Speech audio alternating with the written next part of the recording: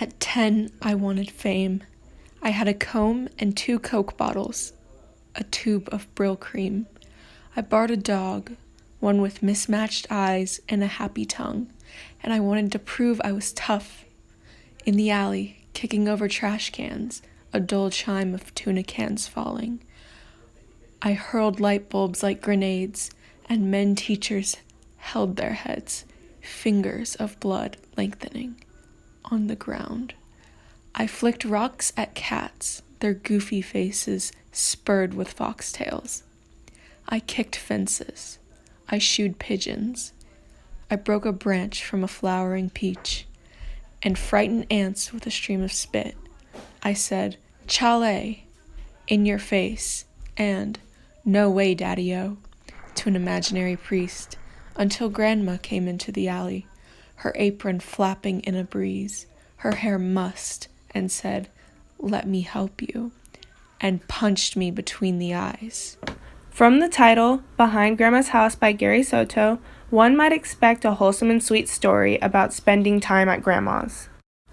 With the first phrase opening with, "At 10 I wanted fame," the reader can conclude that the speaker is the author of the poem, Gary Soto. By saying, "I had a comb and 2 Coke bottles, a tube of Brill cream," the reader can infer that the author's 10-year-old self lived in or around the 50s or 60s, because slick back hair and Brill cream were very fashionable back then. The speaker does not have a specific audience. He is describing a memory to serve as an entertaining story.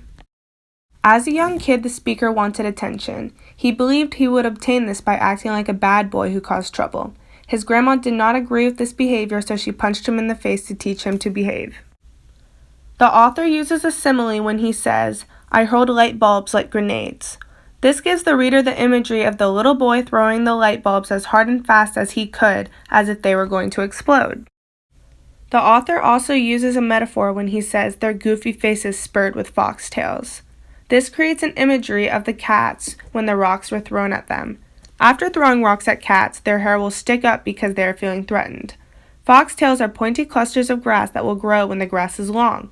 They provide a creative way to explain that the cat's hair is sticking out. A hyperbole is used when the speaker says, "and frightened ants with a stream of spit." This is used to exaggerate the extreme actions the little boy took towards the ants. While the author could have used words like glob or wad, the author decided stream would add to the act. The speaker has a blunt tone when describing his memory. He leaves no detail out. While the 10-year-old boy is angsty, the speaker does not present himself in that way. The tone then shifts to humorous when the grandma punches her grandson between the eyes, as it is an unexpected twist.